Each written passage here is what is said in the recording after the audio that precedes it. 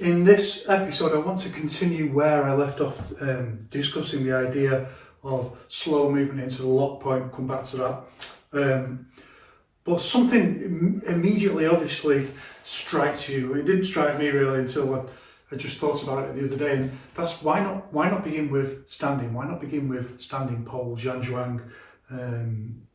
After all, that's what Wang Xiangzhai does. And he explicitly says you must begin with standing, and everything kind of expands from there. And quite interestingly, usually people will still say that, but very often they don't mean the same thing as Wang Xiangzhai. Wang Xiangzhai means begin with standing, whereas most other people these days say like begin with standing, and also at the same time, you'll start learning some basic techniques and punches or whatever, more holistic method, depending on which branch of Yiquan I suppose you belong to. There's obviously differences, and some people do still have this, just begin with standing. And I'll talk more about that in a moment. But I think there's something really interesting that we can extrapolate from Wang Xiangzhai saying that, and his focus on just beginning with standing. We don't really know a great deal about how Wang Xiangzhai developed his own ideas, or more specifically, how he developed his own level, and how he came to the understanding that he did around each one. We don't really know a lot about that. But I think we can extrapolate something really interesting from that idea of just begin from standing, and that's what Wang Xiangzhai did, and that's why he recommended it. Then we have this whole series of things where we understand that his students couldn't quite follow the same method, and they modified it and so on. But we can kind of reverse engineer that and say, yeah, that's what Wang Xiangzhai did, and that opens up these really interesting questions. So, particularly around his relationship to his own teacher, Guo Yunshen, and how much he learned from Guo Yunshen. And we have this weird thing where there's some people who'll be like, oh, Wang Xiangzhai, he was too young, he didn't learn anything from Guo Yunshen. It's all just made up. And well, I've got a surprise for those people. Everything's just made up in martial arts. Everything. It's not quite that simple, I know. Some things develop and are honed over time, but everything's ultimately made up by human beings, one way or another. What matters is what is it that you've made up, and what can it do? But then you've got these other people who are like, Yiquan it's just Xingyiquan, it's just the same thing as Xingyiquan. No, it's not. And it's just another. Well, I could get into that another time, but I think there's a lot to do there with, and we can talk about it more in a moment. Trying to find the best possible words, but the appearance of being capable of fighting, let's put it like that. So there's a certain thing that people want to link into with Wang Xiangzhai around the concept of fighting. Now, I don't know. I mean, nobody knows really. Certainly nobody who's alive knows how much time Wang Xiangzhai spent training with his teacher. We know that he was very young. And in many ways it doesn't really matter. So if you watch these videos, thank you very much for watching and having some interest in them. It's nice to think that might just help someone. I always encourage people to think about things in different ways, and that's what I've always done, and that's what Wang Xiangzhai did. Like looking at ideas, but not looking at them in the orthodox way. So if you look at how anything's ever been innovated anywhere in the world, at any time, in any field, it's not the people who follow the orthodox line who innovate. By definition, it's people who think differently, and they might come from an orthodox background, and they might be fully immersed in some kind of orthodox way of doing something, but then there's a brainwave, or they might be from totally outside of it, or an idea might come into an orthodox way of thinking about something from the outside that then just gets people thinking differently. But by definition, you don't just innovate. You can't innovate by just being orthodox. Being orthodox is the opposite of innovation. And I think that's quite interesting, particularly in Yiquan of all things, where you've got so many people who are like, just so obsessed with this idea of orthodoxy, and this is the way you do it, and and this is the way we do it in our lineage, and your hands have got to be exactly here in this way, and this slightly different this way, and they're wrong and we're right, and this is the orthodox, and stick to the orthodoxy. And but of course, Wang Xiangzhai himself was nothing like that. He was radical, as Zhao Daoxin says. He was a kind of he's unorthodox himself. He's even unorthodox in Yiquan. What Zhao Daoxin says, it's the mavericks, it's the rebels. These are the people who innovate, the people who think differently, and very often that extends well beyond the thing that they're innovating in. So people who knew Wang Xiangzhai very well say that he was a really odd. To them, he was a really odd person, and people thought he was kind of odd in his behaviour, and that's always the way. You can't have someone who sees things differently, but who nevertheless is just normal. It's not the way it works. If someone's radically innovative, it's because they see things differently, and if they see things differently, they're going to seem odd, and in many cases, they're going to be despised for their innovations. That happens with so many people, and it happened with Wang Xiangzhai. And I very often think that most of these people in Yiquan who are you must stick to this rigid orthodoxy. This is just the way it's always been done, which of course isn't true, because Yiquan's always been evolving. This is the way it's always been done. This is the way this particular teacher has crystallized the curriculum, and then we do it that way. And anything else is heresy, wrong, and stupid for doing it. They're exactly the kind of people who denounced Wang Xiangzhai. They're exactly the kind of people that he's talking about, where he says he just doesn't care what people say. He's sad, but he laughs at them. So I think that's quite interesting in itself. But in terms of his relationship with Guo Yunshen, there's this other dimension. So again, thinking about this differently, this idea of did you, or someone saying to me, someone, as my dad would say, getting their knickers in a twist, saying to me, I studied for 10 years with this teacher and 7 years with that teacher and 20 years with this teacher and student of this master and blah, blah, blah. And how long did you study with your teacher? And that's quite an interesting question, isn't it? How long did someone study with their teacher? And I think think about that very differently. For one thing, it's the quality and intensity of the teaching, not the length of time. But if you genuinely had if you had a teacher, then you should always be learning from them. You're always learning from them, and even if they did something wrong, you're still always learning from that. It informs your development, and that's very much what happened with Wang Xiangzhai and Guo Yunshen. And we know that from his actual writings, that he deviated a lot from what Guo Yunshen said. And of course, that some of those ideas were written down later. I think Sun Lu Tang wrote some of the stuff down that Guo Yunshen said.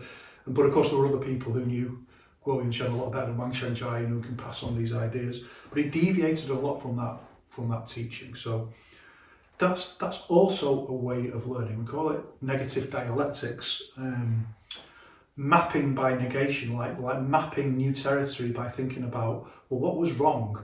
What was wrong with that idea? Not how do we prove that idea is right, but how, you can very often never do that. We just think, what's wrong with it? It's like, you can't prove that let's say a particular fancy kick, like a 720 spinning hook kick, you can't prove that would never work in a fight. You just can't prove that. But in some cases, almost certainly, somewhere, someone has knocked someone clean out with a 720 spinning hook kick. But what we can do is say, well, what's wrong with the idea that this is a useful technique in a fight? And then you start thinking, what's wrong with it is, the percentages don't add up. Like almost anything will have worked once, but if you have to make a choice about what move you're going to make next, and you're going to think this has got a 1 in a million chance of working, then play the odds. Don't do that. You punch them in the face instead. So we can think about things quite positively in a negative way by thinking about, well, what's wrong with that idea. And Wang Xiangzhai did that with Guo Yunshen's ideas and a lot of other martial arts ideas. But he didn't just do that.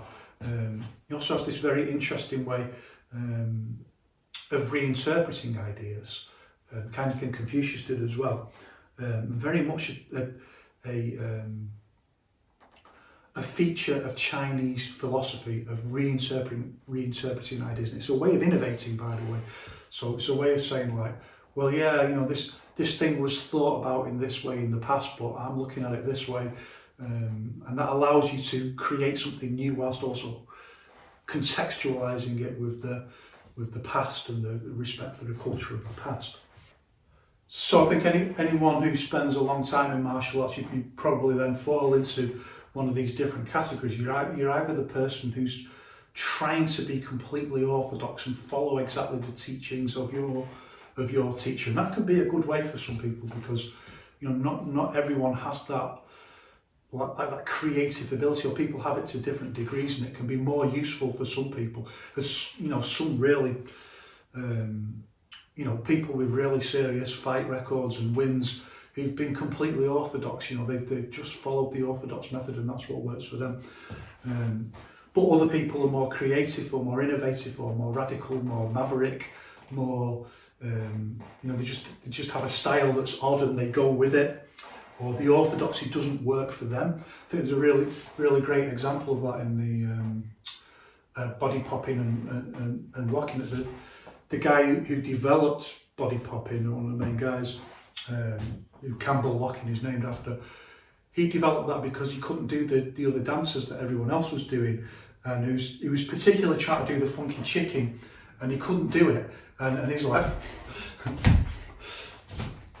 and everyone's like, oh, what's that? Why are you moving like that, like a machine or something? And he's kind of really embarrassed about it for a bit, until someone says, wow, what's that? Can you teach me how to do that? And all of a sudden you've got like locking and body popping and this whole new kind of dance. So it's just like a really interesting parallel, with innovation in other fields and how that sometimes happens.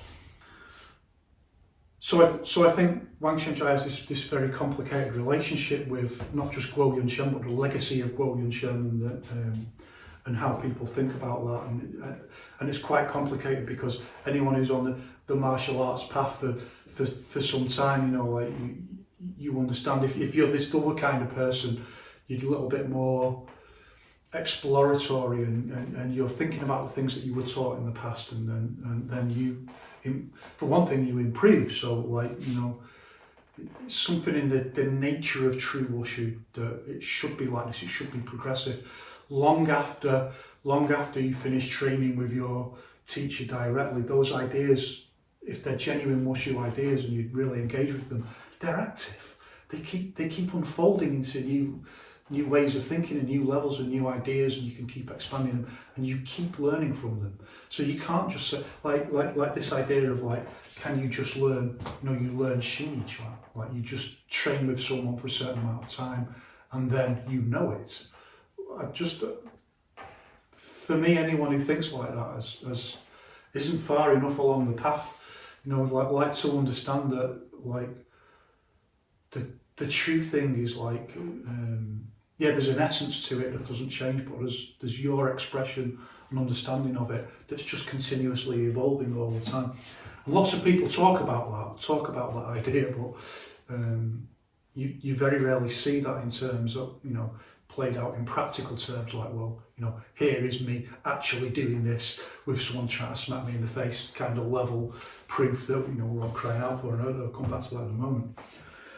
So to me, that's Wang Xiangzhai's complex relationship with Guo Yunshen, and I think what happened was at a certain point, he just stripped away all of it. He probably didn't learn that much Xingyiquan, being completely honest. I don't know.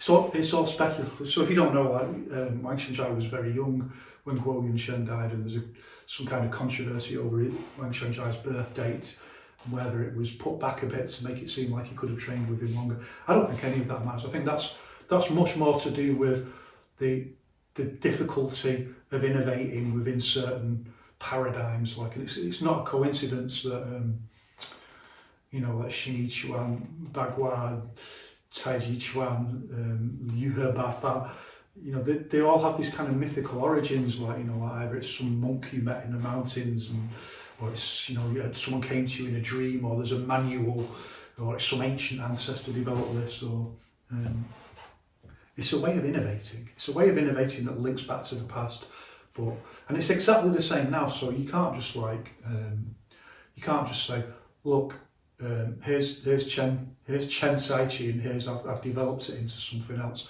Everyone's like, oh, that's not orthodox. That's not, you know, that's not the orthodoxy. And personally, I think the orthodoxy should be what works, but not that simple. It's not simple enough. So what I think Wang Xiangzhai did was just strip all that away at a certain point, for whatever reason, at a certain point in his life.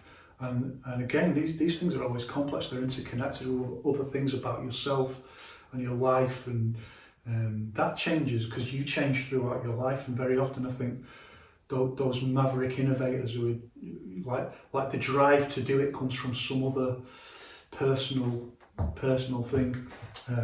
But regardless, however it happened, at a certain point, he started developing the idea of just stripping it all back, and then just going back to the source and just going back to standing. And then I think he just built it up from there. Like the realization unfolded intuitively. And I think it's quite interesting how many times Wang Xiangzhai talks about this idea of intuitive development and intuitive progress. He's telling us all the time that that's how he did it. You know, it wasn't about learning Xingyiquan to a very high level and then just modifying it. That's not what he did. I'm going to go out on a limb and say that's not what he did. He intuitively developed it, and he tells us multiple times that that's how you do it. Just the problem was that then other people found it very difficult to do that. So it's just in the nature of the thing, I think. So then Wang Xiangzhai then, you know, teaches in that way that you know, you begin with standing, and he tries to get people to do it the way that he did it, and it works out that most people can't do that. You know, like it's quite difficult to do that. But it is interesting how many people are like, you know, you have to have a teacher. You know, you've got to have a teacher who guides you. Otherwise, everything will go totally wrong, and you'll never get it. And Wang Xiangzhai didn't do that. That's the reality. Wang Xiangzhai didn't do that. However he came to develop Yiquan, he didn't do it under the tutelage of a teacher. He spent a relatively short amount of time with Guo Yunshen as a young boy. Wang Xiangzhai did it intuitively, and he tells you all the time that he did that. There's a codicil to that, and I've talked about it multiple times, that well, as I see it, and really when you read Wang Xiangzhai, you know, and Yao Zongzong, they talk about this idea in so many ways, that each one is a dialectic between quintessence movement skills and practical fight training. And those quintessence movement skills are the things that come to us from the ancient world, you know, from ancient China, and they're kind of unchanging. But practical fight training is always training. It's always been modernised, and you can't just intuit that. You know, you can't just intuit like you know, a high level in Brazilian Jiu-Jitsu or something like that. You can't just intuit that. You know, you do need a teacher to teach you that kind of stuff, even if intuition and creativity play a role in it. And there's that dialectical interaction all the time between the two. But the stuff we're interested in, and the stuff I'm talking about so far in these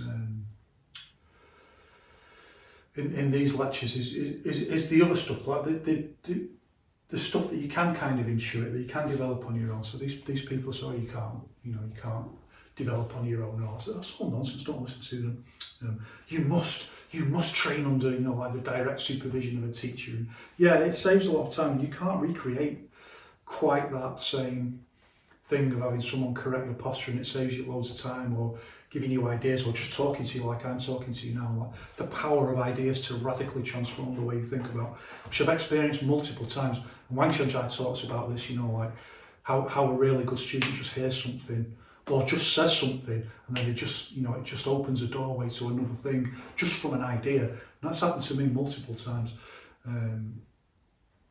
the power of concepts to do that, and you can't just replicate that. You know, you can't just replicate that on your own. A lot depends on you and how you think, and you know, I'm a very creative thinker, and I'm paid to think. I'm an academic theorist and an analyst, and I'm paid to think, so I have that ability. But most of the stuff you need to do on your own anyway. It's just practice, you know, like so, and then maybe get some correction or ideas on it, so you can develop intuitively. And if you don't believe that, you know, there's no point doing each one, is it? Because that's the whole idea, you know, like proceed via intuition. How is it that some people then like claim to be the orthodox representatives of each one and just directly contradict that idea and say no, you've got to. I think that's more about people who like Wang Xiangzhai says, and like I came to this understanding long before I read it in Wang Xiangzhai, so like I knew I was on the right path with it. That you have to want the knowledge for no reason. Like it's like this kind of Buddhist concept of letting go of desire. You have to want it for no reason, and anything else, any kind of reason why you want it, like will deviate you in some way from even if you just need it like for basic survival, that deviates it in another way that, you know, we could talk about another time. But some people are deviated by wanting to be part of something, to belong to something, and it speaks to some kind of need, sometimes a kind of inferiority, sometimes a kind of aloneness, kind of unwantedness. You know, these very core feelings that people have that deviate them towards behaving or grabbing onto each one in a particular way, and that then deviates your training. And it's for those reasons I think that people are so obsessed with the idea of fitting in with some kind of orthodoxy. And so one of the things I've really tried to do is challenge that particularly, and just say like my own teacher said to me, the only thing that matters is your actual level, and that's a very common idea in China. I think it's more in the West that we get this, you know, that what matters is where you fit in with this feudal style lineage. And no, the only thing that matters is, can you do it? You know, you can make it up. It can come to you in a dream. You can intuit it. It can just happen to you. It doesn't matter, you know. You could be watching someone else, or they could teach you, and then you could think, no, that's not wrong, I'm going to do it like this. If you can do it, you can do it. That's the only thing that matters. So anyway, that's a lot of stuff I think I kind of just wanted to get off my chest a bit. But to come back to my original idea, the reason why I didn't start with standing, there was no great plan in that. I just thought that there's so much stuff already out there on it, and what we want to see is like, what's the chain here? What's the progression chain from standing through to being able to actually do these techniques that we're learning in sparring, or being able to hit a punch bag with power? What's the relationship here? And I think, like, if you're like me, you know, if you're watching these videos, you probably are a bit like me. So you probably are a bit odd and a bit maverick, and you probably do have a lot of people who don't like you. You're probably a bit sick of this thing where it's like people talk about each one in terms of fighting, and then when it comes down to like, well, let's see then, you know. I mean, it's not rude, is it? Like if people are saying like, you know, this is the deadly skills of each one and stuff like that, as I've seen someone advertising, it's like, well, okay then, let's see you looking deadly. You know, at least let's see you hitting a bag with power.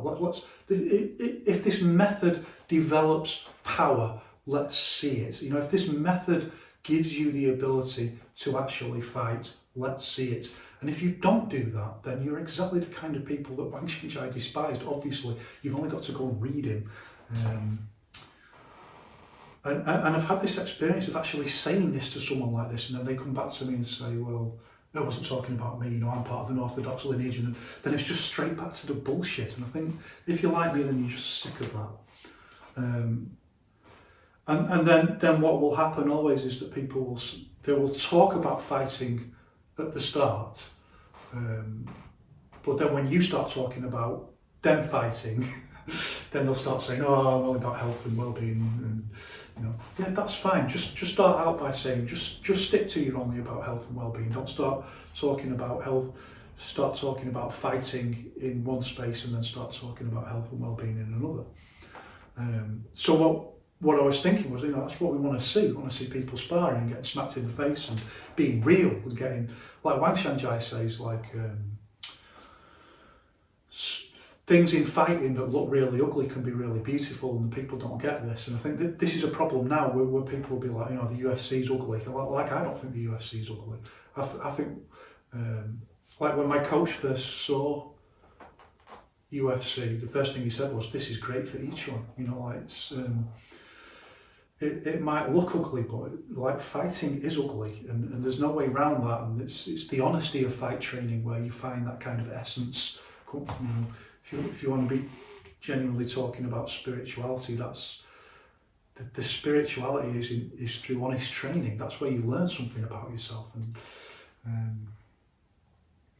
it's so often the people who claim to be the most spiritual are the ones who very rapidly devolve into being really horrible bullies, and insulting people. And you see it all the time online where someone starts out saying, I've got these amazing powers, and I'm Buddhist, and it's very often people who dress in Taoist robes and stuff like that. The moment their stuff starts getting questioned, the horrible, bullying, nasty stuff they come out with, just to keep everything in a world of words, anything they can possibly do to avoid ever having to put the gloves on and show us that this is real in some way, they will decapitate you rather than do that. So I'm sick of all of that. So I just thought, well, let's start thinking a little bit more practically about, that's why I begin with let's think about guards, let's think about stances, let's think about things. Like Xiangzhai says multiple times, start from the reality of the fight, and then we'll think about everything else, let's keep it real. But as is often the way, I now think like there's a kind of logic to this, and it was right to do that. And there's this interesting idea that I use all the time in different ways, and it's that there's just some things that you can't understand at first because your body's got to understand them. But even with some intellectual concepts, so I keep getting told that Einstein said that if you understand something, you should be able to explain it to a 6-year-old, and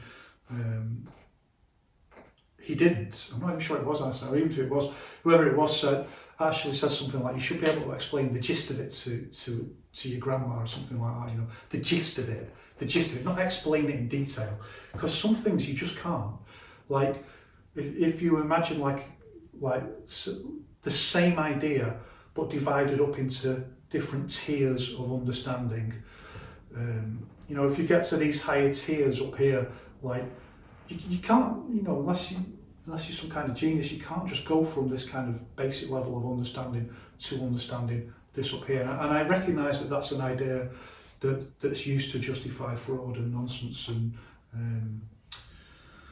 people who claim to have abilities that seem to defy the laws of physics, and they're the ones who'll say, oh, your understanding is too poor to get. So I understand, I think, Wang Xiangzhai says, in effect, every good thing is counterfeited one way or another, so everything's going to be counterfeited, whether it's Yiquan or this idea. But even in in the academic world where I normally live, it's exactly the same. You can't just take someone who's at high school level on average and then just start talking about PhD level concepts. You just can't, because they're not going to get it. You've got to build this framework that helps people understand the deeper contextualization of things. And that's even more the case when we're talking about physical knowledge, like we are with each one. So I'm a little bit radical in this, whereas I do think you should begin with standing, but like Xiangzhai, I think it should be part of a holistic curriculum. Like, you should start fight training, start learning how to throw a punch straight away. But I also think there's lots of things about the structural movement of each one that you can learn and benefit from without ever doing any standing whatsoever. But I also think there's like a cap on your progression. And you can't understand this at first. You can't understand this until you get to the point of like issue force, Fa Li. And Fa Li is a structural movement. When I talk about Fa Li, that's what I'll talk about after I talk about what I want to talk about now. When you get to that point, then you start, like, there's a certain amount of socialized tension and inability in the body that and when you get to the point of Fa Li, and Fa Li is a bigger concept, you know, like not just single movements, but a whole structural paradigm way of moving with explosive force. I've got some videos coming out soon, you know, where I'm doing it with a sword, doing it with, you know, doing it in various different ways, combinations, and showing how this is a whole structural movement. And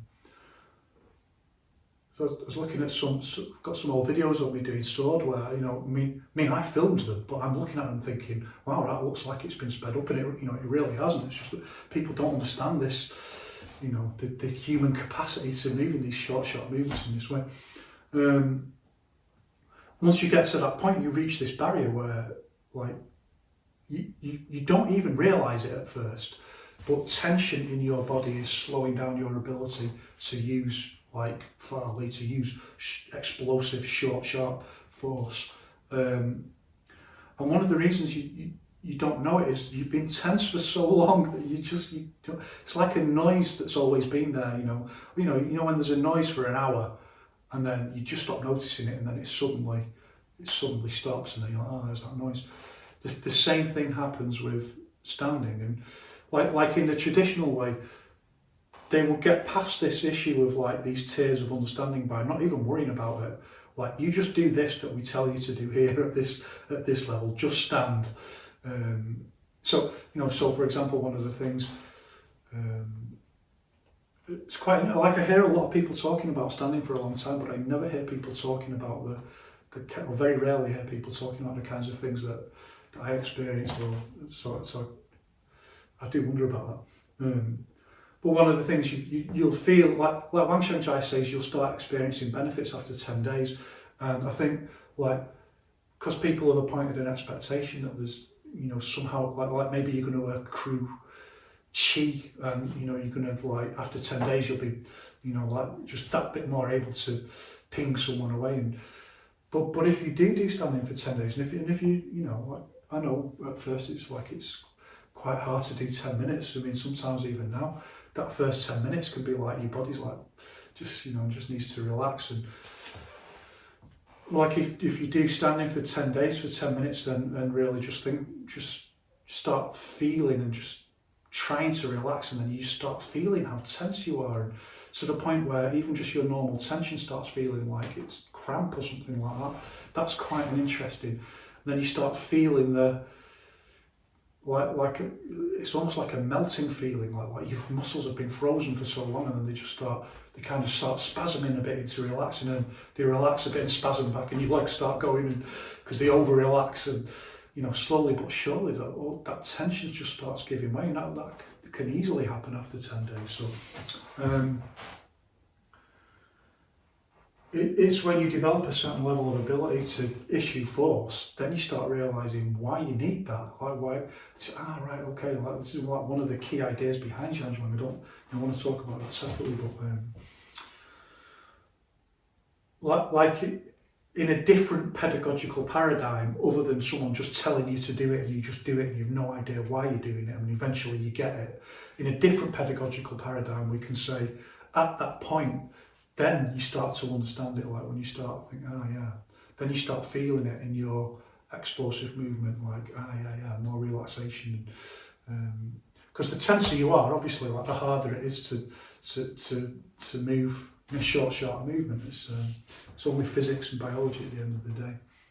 Which is a very long-winded way of saying I'll talk about that another time. And I think that's kind of useful to do that. But what I want to do now is think about the idea of where I was up to last time. Where we'd come to was the idea of bringing our slow movement up to a lock point. Some interesting ideas around this. So the first thing to talk about is this idea that's kind of current right now, which is the idea of a kinetic chain that a lot of people use. And I kind of use that idea myself. It's only when I'm so contrary, the moment I hear other people using the idea, I always think, no, there's more to it than that. And there is more to it than that. But the idea of a kinetic chain is that just a certain kind of structural way of moving. So it's not just the arm moving. That there's a link between the impact point, and it goes through the arm, and it goes down into the floor, and it kind of roots into the floor, creating this kind of solid structure. And the solidity of the foot pushing into the floor, like just kind of, you can put your hand on someone and push, and you can feel this link, and that can be super tense, which Wang Xiangzhai calls being brittle, or it can be super relaxed, in which case there's no force at all. And of course, in each one you try to find this perfect dialectical middle ground. The doctrine of the mean. This key ancient Chinese philosophical concept that's so significantly important to Wang Xiangzhai within this dialectical philosophy, finding that middle ground. And a dialectic implies not just that it's a middle ground, but that two extremes are somehow working together to create a synthesis that's something new. And that idea of the kinetic chain is kind of taken off on its own, and even though it's right, it's not. Even though it's part of the story, it's not the whole story, and I think that's the danger in the idea, because you can do things like you can jump in the air and release force without having any kinetic chain to a route in that way. Or there's various techniques you can do anyway with different in different postures that just don't necessarily have that same. There's not, like if you throw a punch, there's a clear line from the arm down to the floor, but when you move in a different kind of movement, it's not clear that kinetic chain is there, and exactly there's, it's more sophisticated movement, and there's more sophisticated things involved with the movement. So that being by the by, I can come back to that at another point. The next thing we need to understand, once we've got this kind of lock point, we need to understand that there's a difference here between a lock point and actually hitting someone. It's a difference, so we need to kind of evolve our understanding. And again, it's about this idea of moving up through tiers. You can't just explain it at first, or you can, but people don't quite get it. It needs to be physical knowledge, and I'll explain how that works in a moment. So from our lock point, so that we know we've got this correct structure, now we've got to start thinking a little bit differently about an impact point, and an impact point isn't quite the same. So when we're training like this, to get this movement, to get this lock point, we kind of stop, use this hit and stop kind of movement. But when we come to impact something, the movement's a little bit different, and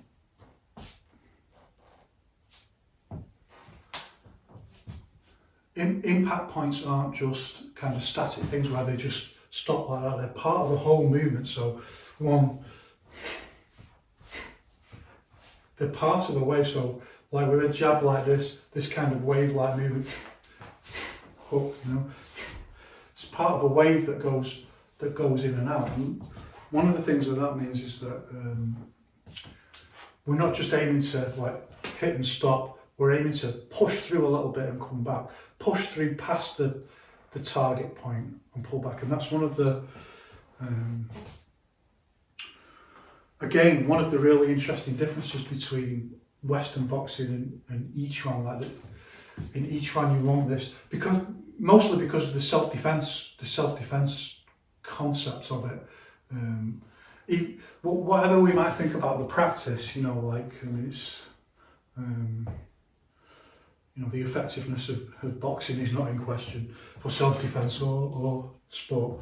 But the theory is, like in a self-defense situation, you might have far less opportunities to hit the opponent, and the longer you're in the fight, the more you're in danger. That's why you want to try and end it as quickly as possible. So you want to sacrifice certain things, like, for example, speed. speed between combinations particularly might want to be sacrificed for the sake of power, you know. Just like, for example, you know, you might be better off just clubbing someone over the head rather than trying to be really fancy and, you know, just picking off very light shots that might score points in a competition, but they wouldn't, you know. And again, you know, that's a feature of boxing as well. So again, I think I mentioned it before, but look at the really great fight with Sugar Ray Leonard and Marvin Hagler, where Sugar Ray Leonard's just kind of picking off light shots, and the commentators are saying, you know, would they do any damage really, or is it just kind of looks dead fancy and fast, whereas Marvin Hagler's throwing proper power shots in, you know, that sort of. But in a self-defense environment, we want to get as much zing on the punch as we possibly can. So we start thinking about this wave movement. So from the hit and stop, which is helps you to develop your structure, but now to start bringing it into an impact point rather than just a lock point. The impact point is going to be part of a wave, and it's going to hit and it's going to push in. So this extra little push at the last minute where the whole body opens. Remember how many times I've talked about this wushu idea of, you know, wushu is just opening and closing. Open and close. Open, the whole structure opens into the open and pushes in, open and pushes in. So this kinetic chain is there, for example, down into the back foot that's rooted, but that's only part of the story. It's this wave-like movement that transmits the kinetic energy into the target, pushes into it a little bit, and then comes back. And again, you know, it occurs to me that I should say, from what I've been saying before about Xiangzhai, is that like everything we're doing has multiple different purposes. Like Xiangzhai has multiple different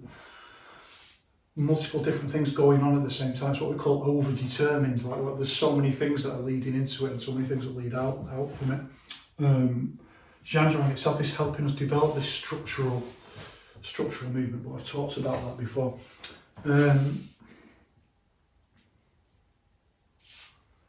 So we use our structural movement, bringing it into these waves. Now we've got to go on to the next level. So it's the next link in the chain of making this functional. So, and that's to actually hit something. Usually, like the traditional, well, there's different traditional methods. There's some like hanging down like a cotton ball or something like that. And you can just practice like getting the.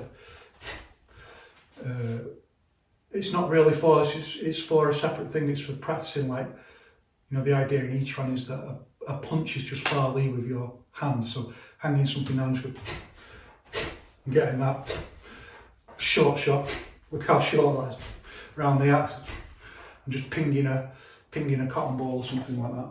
And then you've got things that are for accuracy, sort of like a swinging tennis ball or something like that. But what the traditional way for bringing our lock point into an impact point is for someone to just hold their hand out, and you just start getting used to just hitting an object like that. And you can't just do this. So okay, it's one of the geniuses of Chinese wushu. So if you've ever trained like proper traditional Taolu, proper traditional forms, and you've done all this, like, you know, hitting your legs, and you know, you kick and hit in and stuff like that, and slap your. You know, what's that all about? You know, it's not just about making a noise. It's actually genius. It's about getting your limbs used to contact, which you can't just do. Like, particularly because we're so tense all the time, and it's so easy to pull a muscle. Like, again, this is one of the like the paradoxes that Yiquan itself reveals, that human bodies are capable of generating far more force than in most cases they're able to, the body itself is actually able to withstand. It's just the nature of the laws of physics. So like a movement where you use your whole body to generate far is a really powerful movement, and it looks like nothing, but it's using all different parts of the body just because of the laws of physics, added up all together, that's a really powerful movement. And in many cases, you can't, like the human body, it can't withstand the torque of it, and that's why. I mean, I'm filming a lot of stuff at the moment where I'm trying to, I'm showing that kind of movement, and someone commented saying, well, you shouldn't do that too much. And yeah, I know. But someone's got to demonstrate it, haven't they? Otherwise, I feel like I'm just very sick of seeing people doing this. It's like, well, I'm going to do nothing. Let's see you generate real force. So someone's got to demonstrate. And that's what I'm trying to do. But the toll it takes, like in this old Xingyiquan idea of really strengthening the back and using the back, and that's absolutely true, because the toll it takes on your body is enormous. So you've got to build up and learn it. So that's why I like, for kicks and things, you start by just slapping the sole and stuff like that, slapping your sole. And it just gets your body used to the impacts, and it's quite easy for beginners to injure themselves just doing all these basic leg kicks and things like that. So I begin, and then maybe progress to like a mitt or something like that, or something just a little bit more solid that you can hit a little bit harder, and you just practice hitting it like this, very relaxed, just testing the structure. And the method's the method's easy. Like Guo Yunshen says, like Xingyiquan is easy. It's just that people don't have the discipline. They find it too boring and simple, so they don't have the discipline to do the practice. Really, it's easy. If you can get the movement up to the lock point, then you can get the movement up to just bringing it into these wave-like movements, just hitting an object quite light that just gives some resistance. Now, what happens there is the body's learning. You're giving your mind new data, giving your intent new data to work with, because every time you hit something and there's a little bit of feedback, then if you're being body conscious, the kind of thing that you've developed in your standing as well, feeling that, how does this kinetic structure work? How does the issuing of force then affect your body? Like, are you hitting it and getting knocked back? Or the kind of thing you see it most obviously in kicks, where you kick a pad or a bag and you just push yourself backwards, or you kick a person and you just push yourself backwards, and the force isn't going into the target. So then you learn things like, well, I need to lean in more, and you start adjusting like that. So this is why it's just such an incredibly well. It's an essential. If you want practical Yiquan that can actually work, you have to do it like this. So you practice with a mitt and you just start building the power up. But at this stage, you keep it quite light, but you want to feel the impact, and you want to feel like you're pushing in the impact point, not just a lock point, not just hit and stop, but pushing in this wave and coming past the target, through the target, pushing it back, and then coming back to your posture. And what you're trying to do there is maintain the structural integrity. It's a completely different. People say a punch is a punch, and supposedly Bruce Lee said that, but I mean, it really isn't. It's a totally different way of thinking about physical structure and movement. And you're testing that, and you're giving the brain lots of feedback, giving your intent lots of feedback, so that and say, I'm saying brain and intent like they're the same thing, but I don't mean it like that. I mean, there's lots of things going on subconsciously that you adjust into, the same with any skill that you learn, but really involving your intent directly, like really being conscious of your movement, and really holding together this complex interaction of joints and sinews in this physical structure, and really thinking about it and feeling like, wow, that's right, that's wrong. And you can feel things like, well, some feel more solid than others, and when people get better, they can punch full power and full speed. You can feel it, you can feel it when you hold the pad. Like if I hold the pads for someone, I can feel their structure, so I can feel like how solid it is. And without even looking, I can feel one where they haven't rooted properly and one where they have, because when they root, it just feels solid, and they feel solid. When they haven't rooted, it just feels like kind of weak and wobbly on the pad. Even if the punch is strong, the punch feels kind of loose.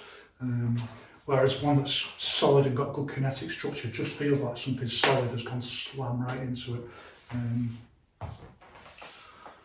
So, yeah, well, people, you know, well, my student can tell you it's true anyway, that I can just tell, and he knows himself, like, that wasn't rooted properly, so that wasn't rooted properly. I can just feel it in the movement. So from there, like a bit of a, like, it's not the way people normally think about it, but you move on to the punch bag, but without doing it full power. And this is exactly what I did. I'll tell you now, like 99% of my bag work, and I do a lot of bag work, is full power, full contact, and it just always, and I just train like that. I mean, people can say it wears you out and all that, but you know, almost 53 and I'm still, in fact, I'm getting stronger. I'm getting stronger and I'm getting faster. I don't have any joint problems whatsoever, but that's because I have a sensible training based around Yiquan principles, where a lot of my training is just based around this kind of slow movement. There's so much that you can train and improve without doing things full power. In fact, doing things full power loses the, you know,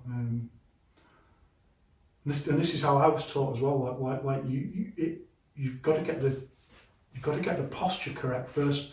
Otherwise, when you start trying to do it full power, it all falls apart. So this is the method we're trying to get across. This very different way of thinking about it. This is the chain of training that goes from standing through to full power. So when you get on the bag, you don't just start belting it full contact. What you do is you just start bringing it up to the impact point. Bringing it up to the impact point reasonably firmly, so that you just like this. Yeah, no more power than this, quite relaxed. And this is what you see people doing this all the time. Most famous Yiquan people do this on the back. The problem is we never see them doing the next stage where they hit it with full power. So I think people have appointed an expectation that you can just do that and people are going to go flying. But I mean, how do you think that would happen? Like, you'd have to literally have magic powers or access to some kind of level of the laws of physics that for some reason, like, you know, the top level physicists at Beijing University aren't aware of. It's like, it doesn't make sense, does it? This is the method. You bring it nice and relaxed, hit the power. I'm going to hit the bag. I'm going to put more footage at the end of this video than you could ever want to see of someone doing that. And you do this relaxed testing structure, and you start with individual postures, and then bring them into combination, 1, 2, 3, 1, 2, 3. And you've all seen the videos of people doing it, but maybe just wondered, like, what's that for? You know, what does it do? But it's a really, really useful exercise, and you can develop so much without doing yourself an injury, and also all the time you're building your resilience, because you do need to build, you know, the muscles that are involved in the shock absorption. They've got to get used to that step by step. They've got to build it up. So 1, 2, 3, and then you just start moving into free technique. 1, 2. Adding in your steps and trying to maintain correct structure, which makes it a little bit more. It's okay on the air, but as soon as you start hitting an object, you start getting, you know, pushback force that your body's then got to absorb. So this kind of springy structure that Wang Xiangzhai talks about that you've got to develop. And again, that's going to develop intuitively for the most part, as long as you're very engaged in what you're doing and you keep in mind that is what you're doing. Springy, and getting the feedback on the bag and moving around the bag and just hitting the bag and from there you start raising the power. To bring that then into the next stage, which is like Fa Li, explosive force, requires another leap, but we'll talk about that in another video.